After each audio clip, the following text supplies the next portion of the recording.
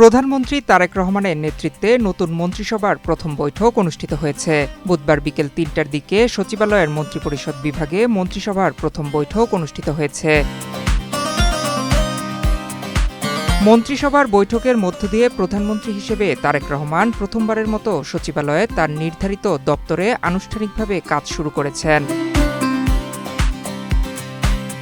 গত এক দশকেরও বেশি সময় ধরে মন্ত্রিসভা ও সচিবদের প্রায় সব বৈঠকই প্রধানমন্ত্রীর কার্যালয়ে অনুষ্ঠিত হয়ে আসছিল।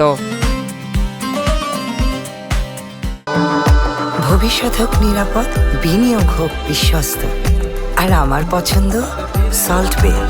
ওয়েলকাম টু সল্ট বে। এর আগে গতকাল মঙ্গলবার বিকেলে নতুন সরকারের প্রধানমন্ত্রী, মন্ত্রী ও প্রতিমন্ত্রীরা শপথ গ্রহণ করেন। রাতে মন্ত্রিপরিষদ বিভাগ থেকে দপ্তর বণ্টন করে প্রজ্ঞাপন জারি করা হয়।